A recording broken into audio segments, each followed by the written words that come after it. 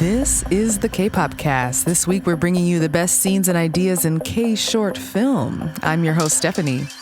And hello, everybody. I'm your PD Liv Michaela, and this episode we are welcoming to the show a very special guest, writer-director Liann Kaye. Hello. We're going to be talking with Liann about her new award-winning short film, Seoul Switch, starring U-Kiss's kevinwoo. The film is a critique of race, identity, and masculinity in K-pop. It's also just super sweet and hilarious. Liann, welcome to the show. Hi. Hello. So happy to be here. Yes, thank you. Thank you so much for taking the time. I know through all the struggles and technical difficulties, we finally got you here to talk about your film. I'm so excited. Oh yeah, very exciting. I like to see how it all works behind the scenes. So very interesting to me. But guys, before we dive into our discussion with Liann, don't forget to join the Kpop Cast community on Slack. Links to those in the episode description. Okay, let's get started. Pause. Pause. You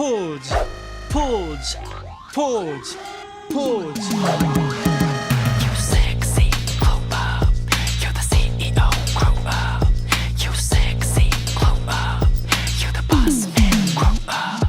You're sexy, grow up. You're the CEO, grow up. You're sexy, grow up. You're the boss man, grow up. If you're sexy in the east, clap your hands. If you're sexy in the west, clap your hands. DJ, I said clap your hands. What? I don't know. 진짜 못해 먹겠네. All right, Liann, we would love to get to know you a little better. Could you start by telling us more about how you got into filmmaking? Sure. So I, like many Asian Americans of my age and generation, was born in America.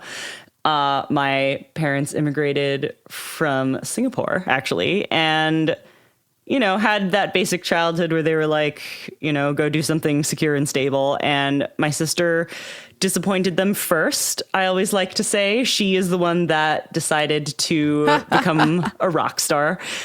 And my parents were like, what are you doing? And so I, as the younger child, was like, I can't do anything disappointing. So I was very in love with, video and editing. And I was always, making little videos in high school and music videos through college. But I just felt like I needed to do something more within the realm of what my parents wanted. So for at least 10 years, I became a video editor, and I was doing a lot of video at different companies like the Blue Man Group. I was an editor there. I edited for the Girl Scouts. And then I became the director of video for Global Citizen, the Global Citizen music festivals. And that, got more into kind of managing and doing live television. And it was great for a while. And then I had a panic attack in the midst of doing a live television show and being like, I actually am not happy and I don't want to be here anymore. And that kind of forced me to just stop cold turkey. And from there, it was like, okay, what do I want to do? And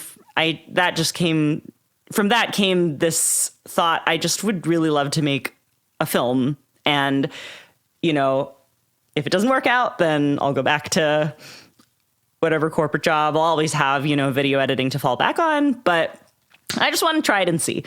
And so my first film was a 6-minute film about my husband proposing to me, but having to go through my immigrant mother first. It's called The Blessing. And I just really... Drama. Yeah, exactly. I thought it was a good premise. And so I made that and took it around the film festival circuit and just had a really amazing time with it. I think that's kind of what got me hooked on. I think this is what I really, really love doing and maybe even am supposed to do. With that film, I used it to apply to the New York City Women's Fund to win a grant to serialize The Blessing. And that became a series where the fiance meets a different member of the family until the proposal. So episode 1, that first standalone short film became the pilot, and that was him and the mom. And then he meets the aunties, the dad, the grandma, the stepdad, and then the sister up until the proposal. And so that's my first miniseries. That's on YouTube, which you can check out. And from there, I was just like, I can't imagine going back to corporate life. And to this day, knock on wood, I hope that I don't have to, but I am, running as fast as I can into narrative work. And of course, supporting myself on the side with my side hustles to make sure I can, pay my bills and everything. But I'm really in love with filmmaking now, and I don't want to stop. Oh, well, I just see your face light up and your energy shifts as soon as you talk about like creating your own works of art. I wonder, like, I really resonate with what you're saying about at first pursuing a corporate Right, Stephanie, I was going to say. Look, yeah, I was in tech. I was at Google for a decade. Oh, and, shoot. I got disillusioned with that, and then like my body broke down. I got a nerve pain condition, and I couldn't work on the computer anymore. So, oh my goodness, yeah, I had to make maybe a similar decision about what do I really want to be with my life on this earth. And now I like work as a therapist and a dance teacher, like totally different. But it's just it's nice to see you light up and that you took that leap of faith, and it's working out for you. I resonate with that so hard. Beautiful. And I also think it's fascinating how your body tells you that you're not aligned. I feel like I've seen it with so many people.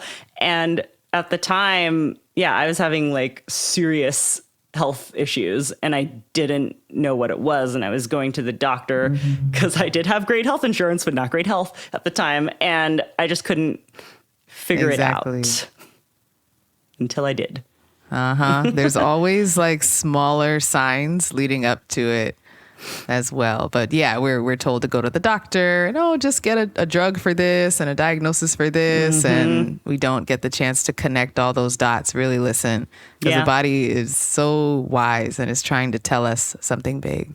Yeah. And it often seems out of everything you're taught with the culture. I can't possibly pursue art because it's not productive. It doesn't feed you, it doesn't clothe you. But yeah, I mean, I do believe now that, what is it called? It's in the book, The Artist's Way, like synchronicity. I think it'll like when you pursue what you're supposed to, it like will align. And I do think that things have been aligning for me when I'm like, I don't know if I can afford to keep like paying to travel to these festivals, a freelance gig will come in and it'll be the perfect one to keep me going. So it's wild. That's how it goes. I totally see how it's working for you. Just really resonates. Yeah. On the topic of art though, so when does K-pop come into this story for you, Liann? Like when do you decide to start telling this more K-pop focused story? So I'm trying to think. There are so many levels to this. I actually discovered NCT 127 because I was working at the Global Citizen Festival. I was the director of video at the time, which means that my job was to manage all of the video, whether it meant it was the videos on the screens or the video packages that were playing while they were turning around bands. And NCT 127 was the first K-pop group that we'd ever had in Central Park on the New York City stage. And it was so funny because they sent an email to the staff saying, do you want to be on stage with a K-pop group? And I was like, yes. I didn't know K-pop. I didn't know what was going on, but I was just like, sure, obviously I want to do this. And the thing was, That's the right answer. Yes, exactly. But I really was not supposed to do this because I was a director. I wasn't like an intern or something that had nothing to do, but I was like, I don't care what is going on. I am like going on the stage. It's going to be so much fun. And then all of a sudden I was hearing that they couldn't get enough volunteers. And I was like, this is crazy. I can get volunteers. No way. Why is this happening? You'll find out why. And so I was like, you know what? My sister will come up on stage with me. My boyfriend will come up on stage with me. Yep. And we're gonna make this happen. Yep. And so I convinced my sister and my boyfriend, who do not work for Global Citizen, to just come to the park. And when we get there, we find out that being on stage with NCT 127 means holding up this basically wall that they built out of velvet curtains with poles so that Alicia Keys' band could change their set while NCT was performing in front of the wall. And so we couldn't see them. It was terrible. It was so manipulative, and I was so disappointed. Yeah. However, it did ignite this curiosity of, you know, who are these guys? We're going to be on stage with them. I should watch some of their videos. Yeah, who's behind the wall? Yeah. The velvet curtains. I actually, if you go on YouTube and you look up NCT 127 Supernatural, you'll see this really, really shitty curtain held up behind them while they're performing. And that's like me, my sister, and my husband now, like swaying to the music behind them, because we were like, I'm not going to try to make this wall look good for you. You tricked me. And it's actually you tricked us. So Screw funny. this. And then my sister actually like tries to put her face up against the curtain so she can see through it to the K-pop fan. Did it work? Kind of. Like, to this day, watching the video on camera from the other side is more funny to me. And now that I'm such a big fan of them, it's hilarious that we were like right behind them holding up this wall when they performed. So that was my entry point into like, who is this group? And as the pandemic hit, I guess we ended up just keeping tabs on them. First of all, the first video we saw was Highway to Heaven, which the song was all in English, or there was an English version of it. And so we were like, oh, this is a very good entry point for Americans. And we soon discovered that there were Western K-pop idols in the group, Mark and Johnny, and I count Jaehyun in the case. Yep. And I think it was Honorary foreign member. You might as well. exactly the foreign swagger, exactly. Oh, God. And I think my fascination with that, seeing first and foremost,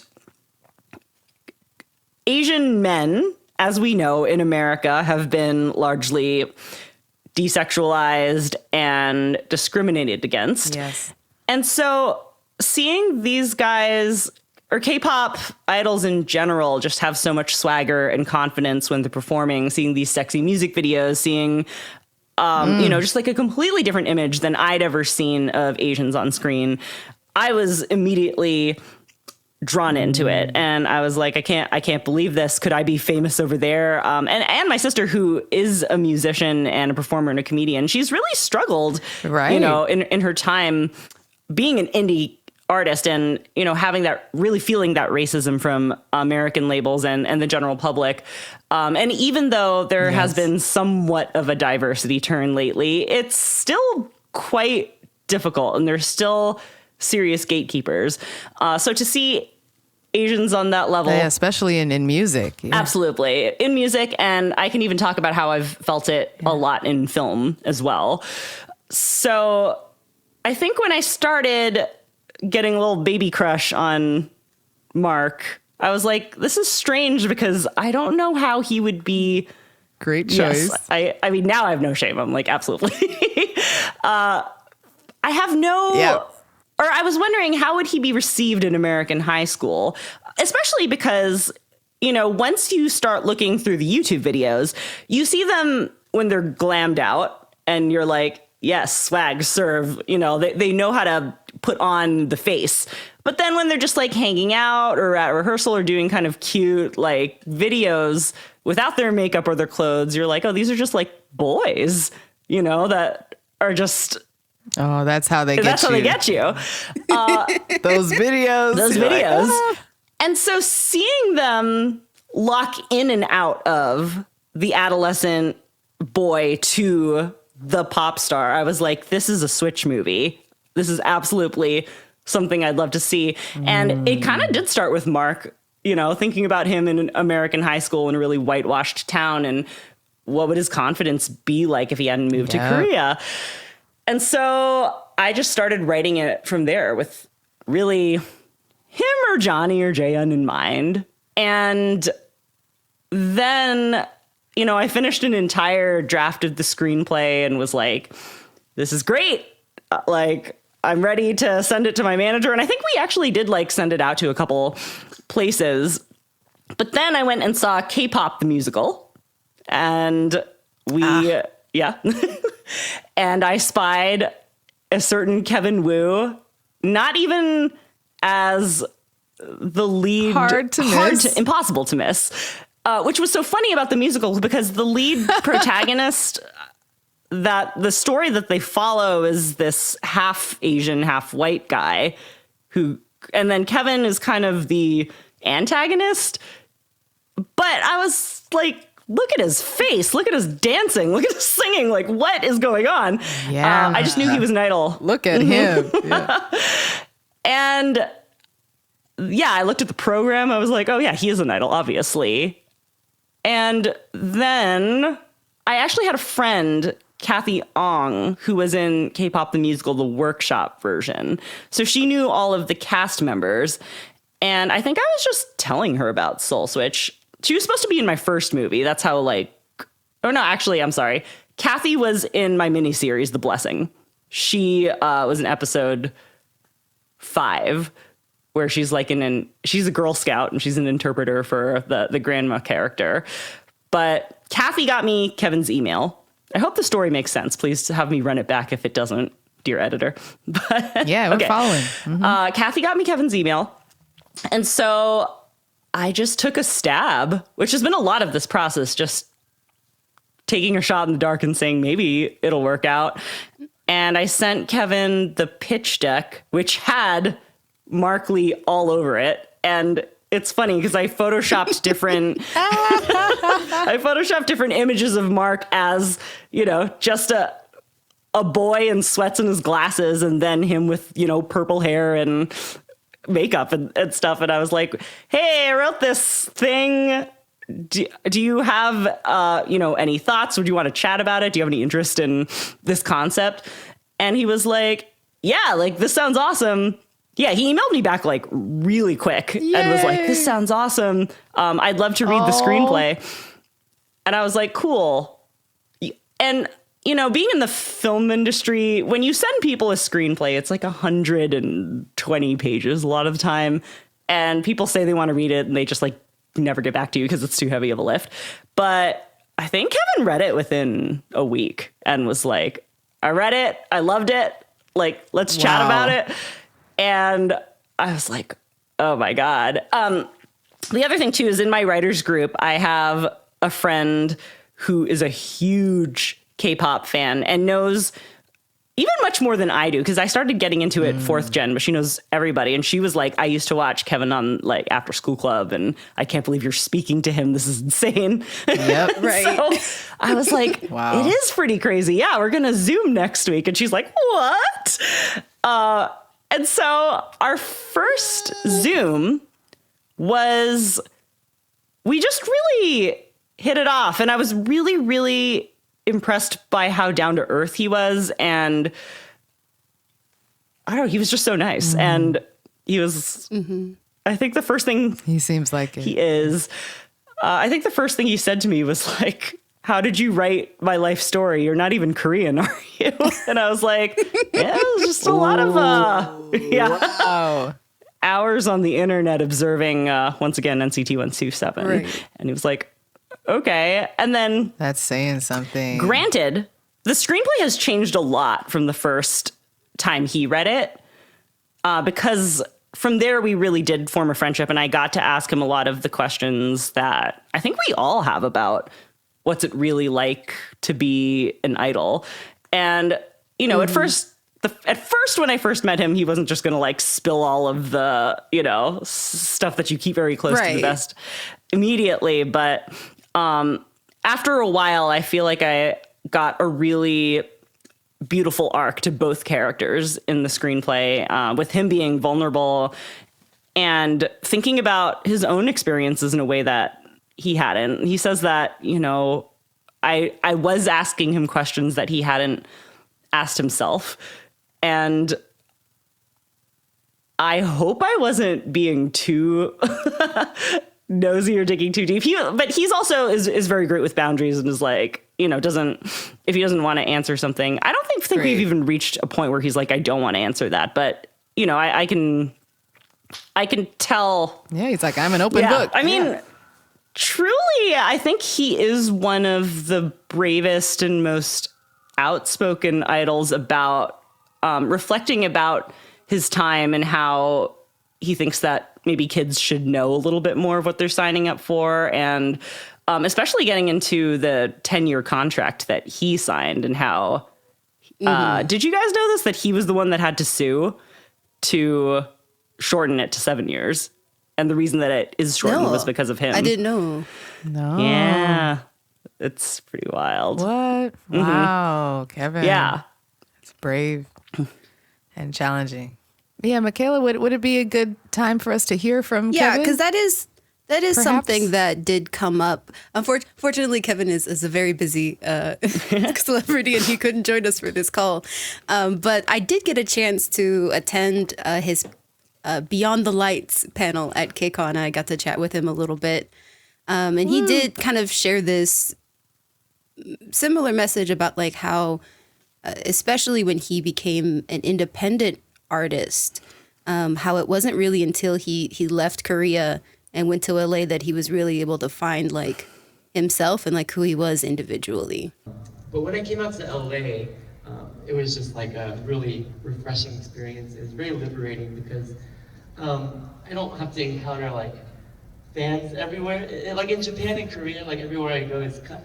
Everywhere I go. But no, yeah, I'm not trying to brag, but it is a very small, like, metropolitan city, and wherever I go, like, I attract attention.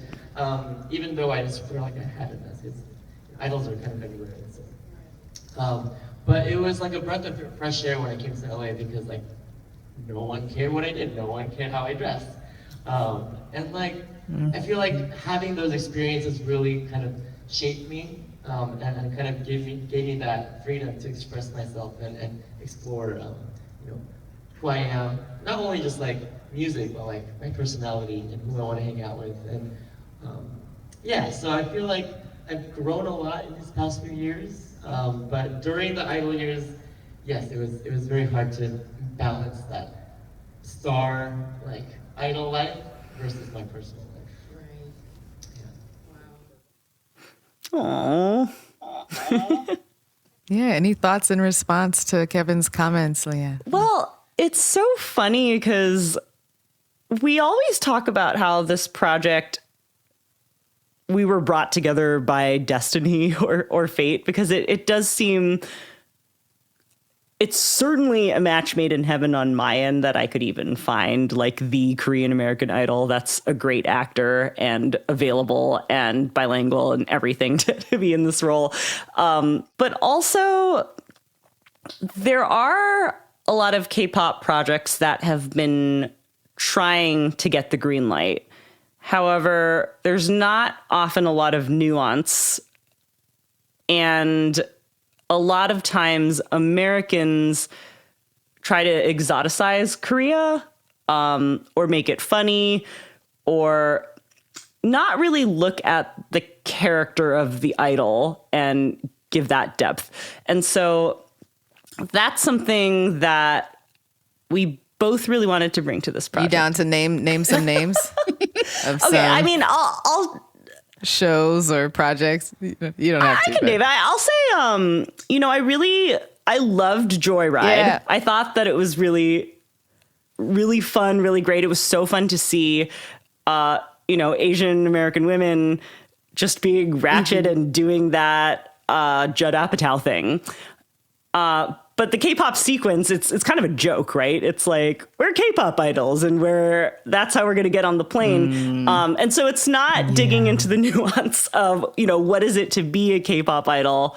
No. all of that. And It's like a bit. It's like a bit. exactly. It's a- And something that I really wanted to explore with this film too was that the Korean beauty standard is so specific. And so you can't just have like Chinese stars being, passing as K-pop idols. Like potentially you could in America, but then that's what America keeps thinking when they're presenting content about K-pop. They're still looking for the Asian American A-lister to play that person, and then suggesting, half white actors, Chinese actors, or even Korean actors that aren't the Korean beauty come standard. on, No, I yeah. mean, truly, that's something that I've been going through. Yeah. So Exactly. Yeah, they'll have someone like Daniel Day Kim as a no, K-pop. I've been asked. I won't drop names right now because I can't. But like, I've been asked, would you consider this actor, as the lead of Seoul Switch? And I'm like, no, because he's half white, or because no. he's 50, or because he's not Korean, or because he's not bilingual. Like, it's really upsetting. Obviously. But that's why this is important. And I think it's important to have a filmmaker that's really dedicated to telling the right story, because these things can get really messed up really easily, especially with films about people of color. But to go back to Kevin's quote, what I want to say is that even before I ever met him, one of the first jokes of Seoul Switch was the K-pop idol telling the American kid, like, all I do is play stadiums and get screamed at by girls, and like women just want to take off my clothes, and it's terrible. Yeah. And then the Korean American kid's like, what? That sounds awesome. It's I don't terrible. understand. And so to actually see Kevin to play that in the film was just so funny to me. And it truly is a tale of the grass is always greener. Yeah, that's like ripped from his actual Yeah, life. absolutely. Yeah, that's how it is. Grass is always greener. Yeah, and that's that's a familiar theme of a lot of these Prince and the Pauper Switch movies, where you have, somebody who feels invisible, somebody who is quote unquote normal, wanting to have this, extravagant, better life. And then the celebrity or the king or the prince or the princess, wanting to be anonymous. And it's been really fun to play with that, but also explore race and culture and beauty standards on top of it with this film. To that point then, Liann, we're so curious, I know you mentioned NCT as part of like the inspiration, but for this story specifically, what was it about wanting to tell the male idol struggle with, masculinity versus maybe a female idol struggle? That's a really good question. The easy answer is that it just came to me and I followed it. I was like, this is so interesting and funny. And I just imagine Mark Lee or Johnny or Kevin Woo or Eric Nam, playing both of these polar opposites. But the more complex question is, I think growing up in a really white community truly colonized my beauty standards, where I didn't see Asian Americans as attractive. And that includes looking at myself in the mirror and thinking, I don't fit in with America's beauty standards. And that also, I think, can become an issue for Asian women looking at Asian men. And so when I started getting into K-pop, I really do think it was the decolonization of my beauty standards and attraction, where I was like, oh, this is all about presentation. And it's white Hollywood's fault. They've presented us an image of Asians and Asian men that actually can be completely deconstructed if you look at a K-pop music video or a performance or an interview. And so I think for me, wanting to be the director at that point, being the person that gets to put the image in front of other people, I wanted to direct a piece that shows you both from the female gaze. which is not about, hold on. The male gaze is, Ooh, I'm oh my intrigued. God. Okay. I really from hope the that I female can get this gaze. right because it's all film speak, but the male gaze is a classic Hollywood gaze where the camera is the male eye and females on the screen are objects. And so often they're there to be sexy. The camera will rove their body, often not even reach their face, and just really sexualize women. The female gaze, in opposition to that, is not about sexualizing men, but it's about making the audience feel what women feel. And so when I take Kevinwoo as insecure Korean American guy with bad posture and show an example of this is what an Asian man could look like, and then take that same exact Asian man and show you him with just a complete transformation of body language and maybe a little fashion and makeup too, because why not? That has also been so feminized in American culture. Or should I say, American culture has also totally feminized male beauty and skincare and makeup and hair care. And why can't that be sexy? Just putting in any effort is seen as feminized. Any effort about how you look is like, oh, you're trying too hard. Right. And You're not on top manly. of that, then talking to Kevin, now remembering too, this was some of the first conversations we had where he was like, I experienced what you were writing about in the screenplay. You know, he was like, I grew up in California. I felt invisible. I was a little bit chubby and I was bullied in high school, middle school. And then I begged my mom to go to Korea so I could try out for this label. And then the second I got there, everything that I thought of as an insecurity was praised. And that became fascinating to me too, that the beauty standards were so opposite. And we've talked about this in other interviews before, but you know, in America, the male beauty standard, if beauty is even the right word, but in America, men are often thought of as sexy if they're bulky, bigger, have facial hair, are kind of meatheads. And in Korea, angular, sharp Chris Evans, features. Chris Pine, Chris Hemsworth, those sorts of celebrities. All the Chris's. All the Chris's. All the Chris's.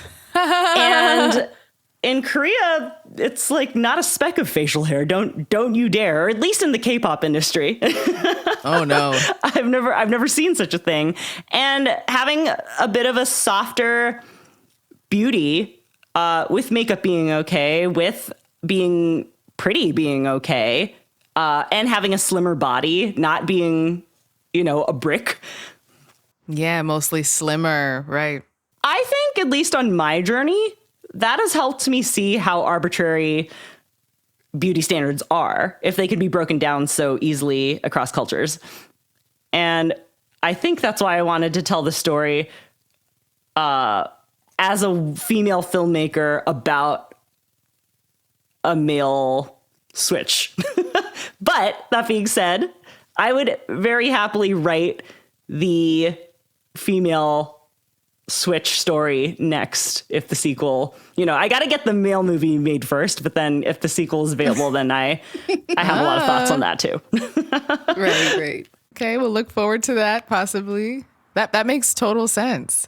That number one, you were hooked Of by course. boy groups first.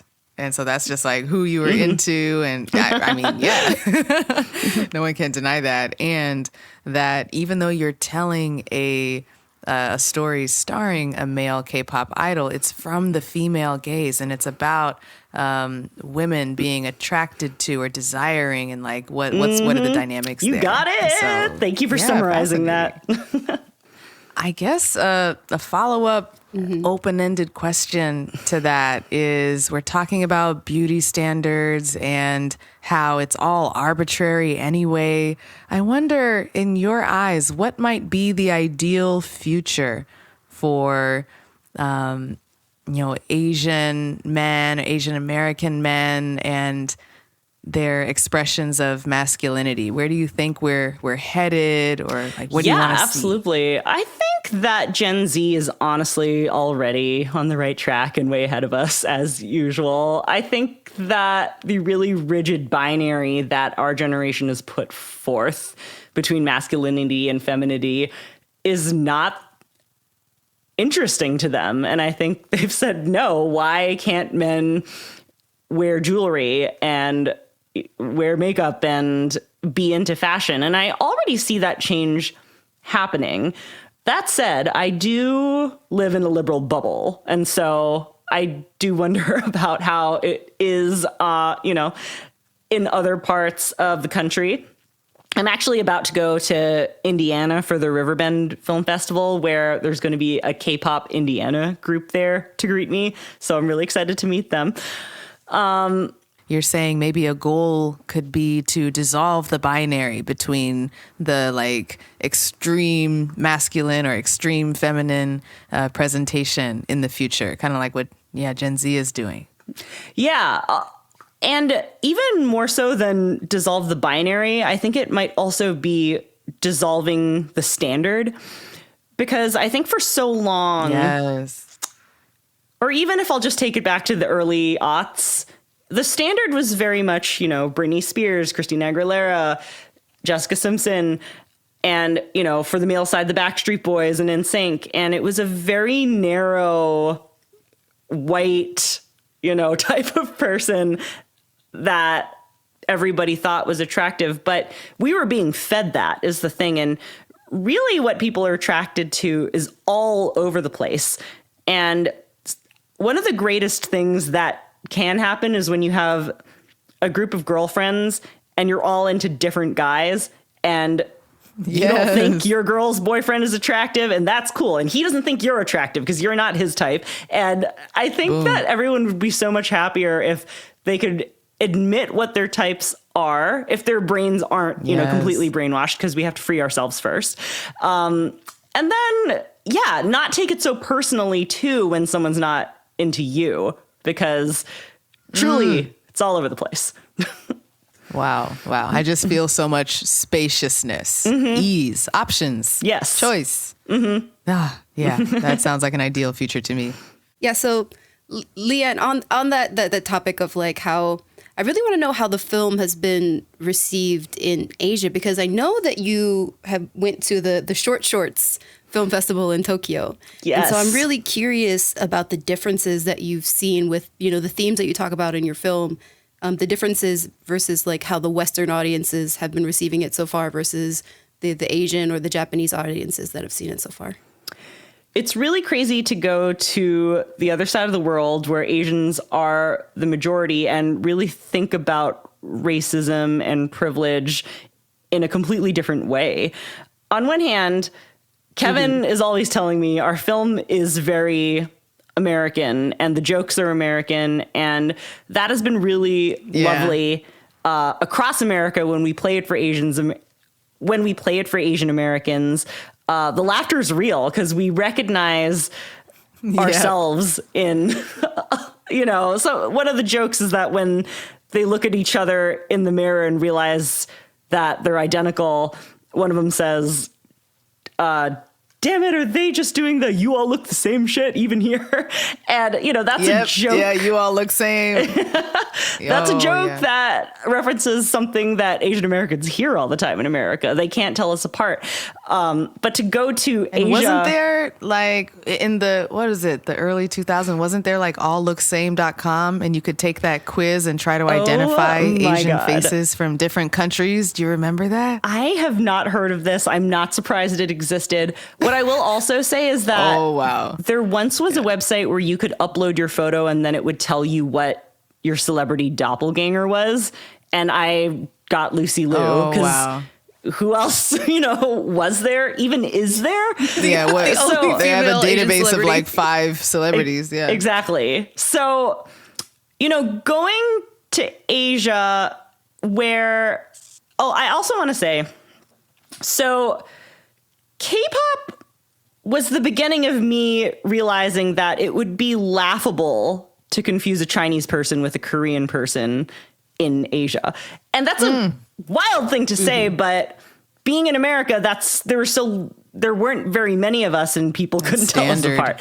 However, digging further and further into the K-pop beauty standard, the Korean beauty standard, myself being Chinese American and thinking about how I would fit into this world if I were to try to be an idol, and still how much criticism there is between the Asian races and then even just Koreans in general. That was really fascinating to me. And so to take a film to Asia and really have to explain to them in the Q&A, you know, people can't tell us apart. They think we all look the same. And I'm sure they see it in the news and stuff. But that's always been a big part of our disclaimer when we go over there. We're talking about, this is our experience as minorities in America. That being said, I really do feel like they get it because the themes are universal. Even though they're not the minorities, there are minorities in Japan. There are plenty of different races in Tokyo specifically. It's one of the most international cities in the world. And so I do think these themes of beauty standards and ethnic majorities and minorities are really universal. And so one of the hilarious differences of bringing it to Japan is that the Japanese do not make noise during movie screenings. And so Not a peep. Right. Not a peep, which was horrifying for me because as a director of comedy, it's painful enough to sit there and listen to your own jokes and wait for people to laugh. I wouldn't recommend it. I don't know how stand-up comedians do it. And once again, the American audiences have been so vocal and gracious, and it's been such a wonderful experience. So when there was absolutely nothing at the Japanese screening, I was just dying. And I leaned over to Kevin. I was like, they hate it. And he was like, no. They're laughing inside of their hearts. He was like, that's just how the Japanese are. Laughing inside. Yeah, he knew. And then, honestly, as soon as it ended, then we heard like the loud, like, Kevin! and all of them screaming. And then I was honestly so blown away by how sweet his fans were. They brought gifts. I know this is normal for if you're a K-pop idol, but they brought me gifts too. They brought handkerchiefs with my name embroidered in it. They took our Instagram posts and photoshopped signs with me and Kevin on the posters. And yeah, they wanted to take photos. They just were so lovely and supportive and kind. And it was really, really, really cute. Good representatives of K-pop fandom. We love to see that. Yeah. Yeah. Speaking of K-pop fandom, I think we can get back into the K-pop of everything. Okay. Go for it. I know we already know your bias is Mark Lee, Liann, but we're very curious, especially from your perspective as somebody who's directed like music videos and things before. When it comes to the things that you've seen so far in K-pop, what are your kind of standout music videos in K-pop that you think about? Okay, I was thinking about this question a lot because I thought that I might get asked it. And I want to say,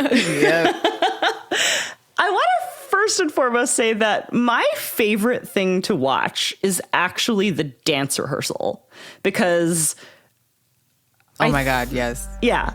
I love music videos. However, sometimes in K-pop music videos, there's so much editing that I'm like, I just want to see the unit perform in a wide shot with the camera locked off and just look at how beautiful the architecture of the choreography is. Yes. Camera locked. Do you hear that, K-pop industry? You've heard it here first. And second and third, we have a huge gripe about this. That the dance practice videos have edits and cuts and the camera moves and we're like, no, just let us see the wide shot. I'll actually complain about this with my sister, and she's like, I don't mind actually when they cut to their faces, and I'm like, no, I want to see exactly you're how not they really perform appreciating it. So yeah, we're on the same page. I wrote down a lot of suggestions, but now that I'm talking about this, I want to say that I think the Seventh Sense performance video is one of my favorite things to watch. Ooh, yes. Because I don't want to see all of the cutting and the, standing there and singing to the camera. It's just like such a beautiful choreography, and I just want it. So beautiful. I just want it locked off. But I will get back. I made a list. But I think I know it off the top of my head. So the first one is going to have to be Kick It by NCT 127. I promise I will venture away from NCT 127, but for now, I think it's an obvious one for me. No, you don't have to. Stand in your truth, Liann. You know they're your faves. Okay. Well, I tried to get a little bit of variety, but the first one, I have to say that, and I think it's an obvious one just because it's such an homage to Bruce Lee, and because NCT is so international, I think this is really what it's a statement, I think, about Asian men, masculinity, and sexuality, like everything that we were talking about, and what Bruce Lee brought to America as our first action star and martial artist. And so there's so many references to his movies. There's so much pride in being Asian in it. And talking about just like the brush of the nose with their thumb, the choreography scene where Mark is, battling all of them in a circle, the yellow and the black, which is not to be confused with Kill Bill. Kill Bill references Game of Death, right? Which is Bruce Lee. There we go. Which is a Bruce Lee movie. Tell him about it. Yeah. And it's just a hot video. Everyone looks so good. And I also want to say that a lot of times K-pop videos can be pretty all over the place with the different scenes they're doing. Like, they're in the mountains, they're in outer space, they're in a CGI thing, and I do think that it's too much. Yeah, sometimes it's too much, and I think that Kick It in particular keeps on a theme and sticks with it, and it's got a concept, and it's a really solid concept. It's like coherent. Yeah. And the choreography is just You can't sick. say that for all K-pop. Also one of my favorite dance rehearsal videos. Yep. NCT just kills it with their dance practice videos. Oh my god. I mean, that the SM synchronization. That SM just makes them rehearse, but it gets results. They're really good. Until 4 a.m. Worth it. So the next one, I mean, they're all SM, but the next one I'm going to say is Mark Lee's. The last one is not. Yeah. The last one is not, okay. So the next one I'm going to say is Mark Lee's Child. You know that Mark Lee is my bias, but I wanted to say that Child also served as an inspiration for Soul Switch because this was such a vulnerable song about how he felt like he didn't have a childhood, because a lot of these idols, I've since learned, have signed with a record label at the age of 14, 15. And I think it's a little bit of a wake-up call of, even though we really idolize, as we're meant to, these Korean celebrities, they very much have an inner life and struggles and questions about if they'd taken a different path, what would it have been like. And as far as this video, I thought it was such a personal statement from him. A lot of other K-pop idols, when they have the opportunity to go solo outside of the group, first of all, sometimes it can be hard to tell if the song is truly from them. And I really feel when Mark puts out music, it's truly from his soul. And I really appreciate that. To talk about the video specifically, I think there's just so much beautiful imagery in it. There's a beautiful scene where he's in this sparkly disco ball suit being chased by a bunch of men in black that, look like managers. And, there's paparazzi flashing in his face. There's a bunch of notebooks being torn up. And he just, looks like a troubled adolescent in which he probably didn't get to have a really troubled adolescence because he's been working since he was a child. So it's a really beautiful music video, and I appreciate he put it out there. And from that came, hopefully, the feature film of Soul Switch, in which we explore that further. So the final one, I will say, is Rosé's On the Ground. And I can't decide between the actual music video or the dance practice because I think both are such beautiful works of art. And that is something that I think is so smart about K-pop because they really know how to make different types of content from the same song and keep you engaged on every single one of them, whether it's the actual music video, the rehearsal, the performance video, the behind the scenes. They really get as much as they possibly can. But I'll say that this song really resonated with me first and foremost because I guess also talking about Mark's song Child and how I really feel like it's from his heart, I really felt that personal connection from Rosé on this song. And I think in the video, she doesn't dance, does she? She's just, you know, in this world that is shattering around her. And I think that that's a really brave choice to make as an idol who's really known for your dancing. The visuals are so beautiful, and I think about a lot what it's like being kept from the thing that you love so much. And in my case, it is filmmaking. You're being bogged down by all the stuff that you have to do when, you know, your true love is wanting to do what you long to do. And I really felt that coming through in both the music video and the song. Yes, thank you so much for giving us those like rich, deeper layers of analysis and appreciation. These K-pop videos we know and love. I care about my idols. Yeah, I hope they're okay. It's clear how much you care. Yeah, no, we love that here. We love to take it to the deep. Everything I need is on the ground. On the ground. Everything I need is on the ground. But they don't need me though. Yeah, what goes up must come down. No, but they don't need me though. You're running out of time. And so I think that just about wraps it up for us. This has been such a juicy, sweet, fun conversation, Liann.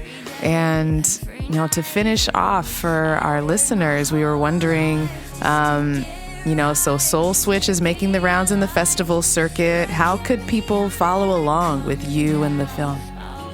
Yes, please follow us on our Instagram. Our Instagram is just Seoul Switch, Seoul spelled like Korea, SEOUL Switch. So the fans that have followed us so far on social media have been so supportive. I originally made a video that was titled, How Can You See Seoul Switch? Because I know that when you have a film on the film festival circuit, in order to get into some of these prestigious festivals, they don't want you to make it public or put it online or shoot it anywhere because they want to be the ones that premiere it. And that kind of exposure from the festivals gives us credibility. It gives us the accolades that we really need in order to get this film made. And so in order to, get into the festivals and spread the word, I've asked our fans to tag a festival in their hometown and tell them that you want to see the film, so that when we get into that hometown, Kevin and I usually, come to that festival and do a Q&A there and meet people and meet the fans. And even if Kevin can't come because he's a very busy person, then I will come and do my best to hold space in the absence of his celebrity. And the fans have been incredible, and I really believe that it was a key reason that we got into Short Shorts Asia, which was our first Academy qualifying festival in Japan. It was international. And so many of the other festivals, we've done so well on the Asian American festival track, from Boston Asian to Disorient to New York Asian. We have a couple coming up that we can't say yet, but they're really exciting. And following us is really important, and tagging other people to let them know about us. And our goal and our hope and our dream is to make this a feature film. So showcasing that there's an audience for the story is really important. So please support us. And there's such a big audience for this story. Wow. Yeah, come on now. It's a great story. So guys, go follow all the socials, smash the like button, subscribe to Yeah, smash all it. the things. Yeah. And tag your local theaters and local film festivals to bring this film to a city Yes. near you. So again, thank you so much, Liann, for joining us. Thank we you. really hope to have you back sometime, and maybe we'll catch you at a screening. Maybe you'll come to the Bay Area. Is that we on your actually list? we actually Okay. are coming to the Bay Area. It will be on Oh. October 20th at the Silicon Valley Asian American Film Festival. So maybe we can see you there. Awesome. Everyone come out. I know. Yeah, we have a lot of Bay Area listeners, so maybe we could make amazing. a little meetup, little reunion. That would be so great. Yeah, so wrapping up, as always, if we want to continue this conversation about Soul Switch or any of the other topics that we've discussed, you can always do that in our Slack channel. You can find all of us on our Slack channel. And if you want to chip in for our editing costs, donate to our Ko-fi account. Link to that and the Slack in the episode description. All right. See you next time, everybody. Bye.